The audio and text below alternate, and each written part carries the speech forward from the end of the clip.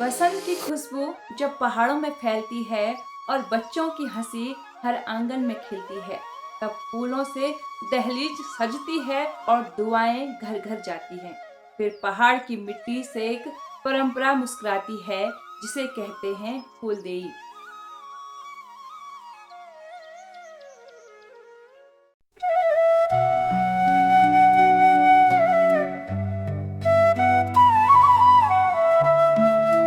नमस्कार दोस्तों, मैं हूँ रीना नेगी और आप देख रहे हैं आपका अपना चैनल रीना नेगी पहाड़न।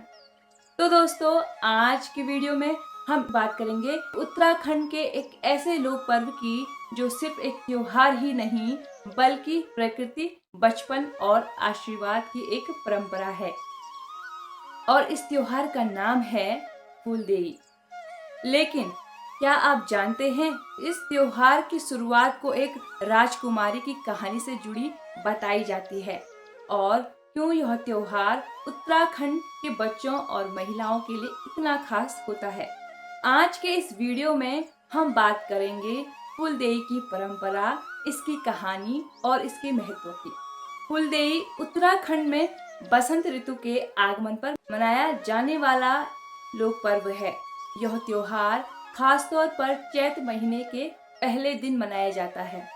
इस दिन के लिए महिलाएं और गांव के छोटे छोटे बच्चे जंगलों और खेतों में रंग बिरंगी फूल लेकर आते हैं।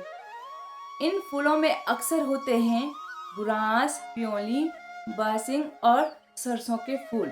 फिर बच्चे गांव के हर घर की दहलीज यानी देहरी पर जाकर फूल डालते हैं और गाते हैं, फूल देई छम्मा देई, देणी द्वार भर भकार, ये देली 100 बार बारंबार नमस्कार। इसका मतलब होता है आपके घर में खुशहाली आए, अनाज से भंडार भरे रहे और सुख समृद्धि बनी रहे। इसके बदले में घर के लोग बच्चों को चावल, गुड़, पैसे या मिठाई देते हैं। यानी यह त्योहार आशीर्वाद, प्रकृति और खुशी का त्योहार है। लेकिन दोस्तों, फूलदेई की परंपरा सिर्फ फूल रखने तक सीमित नहीं रहती, बल्कि इस त्योहार के पीछे एक दिलचस्प राजकुमारी की कहानी भी बताई जाती है। आखिर कौन थी वह राजकुमारी जिसकी वजह से यह परंपरा शुरू हुई? लोक कथाओं के अनुसार बहुत समय पहले पहाड़ों में एक राजा रहते थे। उनकी एक प्यारी सी बेटी थी जिसका नाम था प्योली। वह राजकुमारी प्रकृति और फूलों से बहुत प्रेम करती थी। कहते हैं कि वह अक्सर जंगलों में जाकर रंग बिरंगे फूल इकट्ठा करती और लोगों के घरों की दहलीज पर रख देती थी। उसका मानना था कि अगर घर की देहरी पर फूल होंगे तो वहाँ सुख और समृद्धि आएगी। लेकिन प्योली को एक दूसरे देश के राजकुमार से प्रेम हो गया था। वह राजकुमार उसे शादी करके अपने देश ले गया और उसके जाते ही पहाड़ के पेड़ पौधे मुरझाने लगे, पंछी उदास रहने लगे, क्योंकि वह पहाड़ में सबकी लाडली राजकुमारी थी। उधर प्योली की सास भी उसे अपने मायके वालों से मिलने नहीं आने देती थी, जिस कारण प्योली उदास रहने लगी। उदास रहते रहते वो बीमार हो गई। एक दिन प्योली की बीमारी से ही मृत्यु हो गई। प्योली को उसके ससुराल वालों ने पास के ही जंगल में दफना दिया। कुछ समय बाद जिस स्थान पर प्योली को दफनाया गया था, वहाँ एक पीली फूल उगाई, जिसका नाम प्योली के नाम पर रखा गया। फिर लोगों ने उसकी याद में हर साल बसंत के समय घर घर फूल रखने की परंपरा शुरू की और धीरे धीरे यह परंपरा बन गई फूलदेई का त्योहार।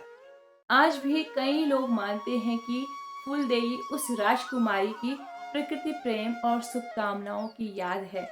लेकिन दोस्तों, अगर आप कभी पहाड़ों में फूलदेई का त्योहार देखेंगे तो आपको एक और खास बात नजर आएगी। इस दिन सबसे ज्यादा खुश कौन होता है? बच्चे और महिलाएं। आखिर यह त्योहार उनके लिए इतना खास क्यों होता है? फूलदेई को अक्सर बच्चों का त्योहार भी कहा जाता है, क्योंकि इस दिन गांव के बच्चे एक थैले में फूल और हाथ में रिंगाल की टोकरी लेकर सुबह सुबह समूह बनाकर निकलते हैं। वे सभी गांव के हर घर की दहलीज पर फूल डालते हैं और गीत गाते हैं और पूरे गांव में घूमते हैं। इससे बच्चों में प्रकृति से जुड़ाव बढ़ता है और सामाजिक संबंध मजबूत होते हैं और परंपराओं को समझाने का मौका मिल जाता है। दूसरी तरफ महिलाओं के लिए भी यह त्योहार बहुत खास होता है, क्योंकि वे घर की देहरी सजाती हैं, बच्चों के लिए पकवान बनाती हैं और पूरे त्योहार की परंपरा को आगे बढ़ाती हैं। यानी फूलदेई सिर्फ त्योहार नहीं बल्कि पीढ़ियों को जोड़ने वाली परंपरा है। चलो दिखाते हैं आपको कैसे हमारे बच्चों ने मनाई फूलदेई।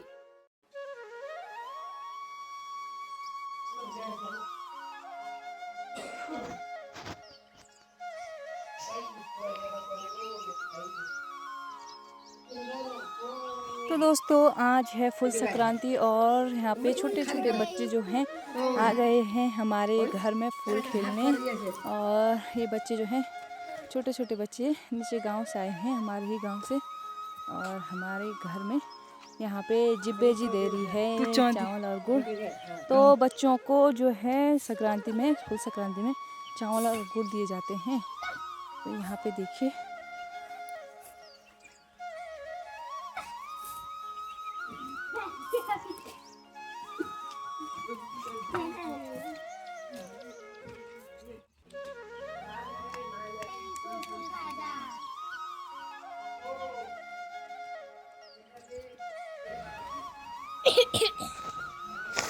अब दोस्तों ये देखिए अब दूसरी टीम आ गई है फूल खेलने के लिए। तो यहाँ पर एक छोटा सा बच्चा आ गया है। तो ये बच्चे देखो कितने सुंदर सुंदर फूलों की टोकरी को लेके आ गए हैं। और ये देखिए इस तरीके से टोकरी होती है फूल खेलने की, और इसमें देखो फूल कितने प्यारे लग रहे हैं। और इसी तरीके से जो है हमारे यहाँ पे बारी बारी के जो हैं बच्चे आते हैं गांव से, और इसी तरीके से घर की दहलीज में फूल रखते हैं और गाते गाते जो हैं चावल और गुड़ लेके जाते हैं। फूल भरो रे, ए फरा मारे फूल भरो मारे, अब उड़े फूल भरो भाई बाबा हुई मणि ऊपर पड़े खान में नहीं देते जो फूली दे खाना है और दीवा नहीं दे भाई।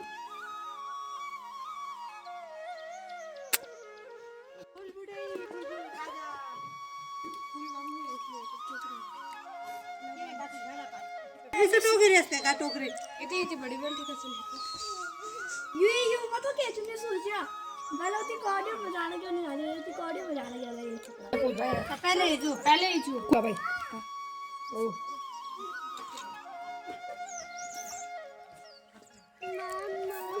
फुनी ना भी आए होंगे।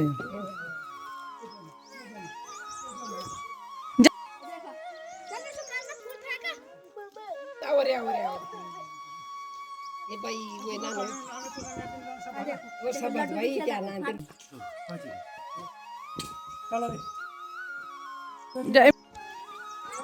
ओ जाओ जाओ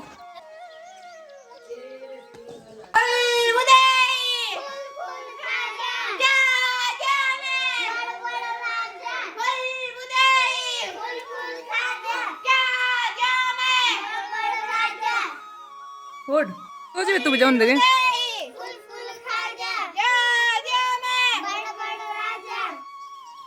लेकिन दोस्तों आज के समय में एक चिंता भी सामने आ रही है।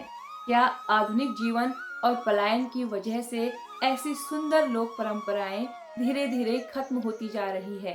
आज कई पहाड़ी गांव पलायन की वजह से खाली हो रहे हैं, जिस वजह से कई जगहों पर फूलदेई का उत्सव पहले जितना बड़ा नहीं रह गया। लेकिन अच्छी बात यह है कि अब स्कूलों, सांस्कृतिक संगठनों और स्थानीय लोगों के प्रयास से इस परंपरा को फिर से जीवित रखने की कोशिश की जा रही है, क्योंकि फूलदेई सिर्फ त्योहार नहीं है, यह प्रकृति से प्रेम, समाज की एकता और पहाड़ की संस्कृति का प्रतीक है। दोस्तों फूलदेई हमें यह सिखाती है कि खुशियाँ बड़ी चीजों में नहीं बल्कि छोटे छोटे फूलों में भी छिपी होती है। जब बच्चे दहलीज पर फूल रखते हैं तो वह सिर्फ परंपरा नहीं निभाते बल्कि पूरे समाज के लिए खुशहाली की दुआ भी देते हैं। अगर आपको भी लगता है कि हमारी पहाड़ी संस्कृति और परंपराएं आने वाले पीढ़ियों तक पहुंचनी चाहिए तो इस वीडियो को लाइक ज़रूर करें और वीडियो पसंद आए तो कमेंट ज़रूर करें। लाइक के साथ वीडियो को हाइप ज़रूर करें और अगर आप चैनल पर नए हैं तो चैनल को सब्सक्राइब ज़रूर करें। फिर मिलते हैं आपको इसी प्रकार की एक नई वीडियो के साथ किसी और नई जानकारी के साथ। तब तक के लिए नमस्कार। जय पहाड़, जय उत्तराखंड।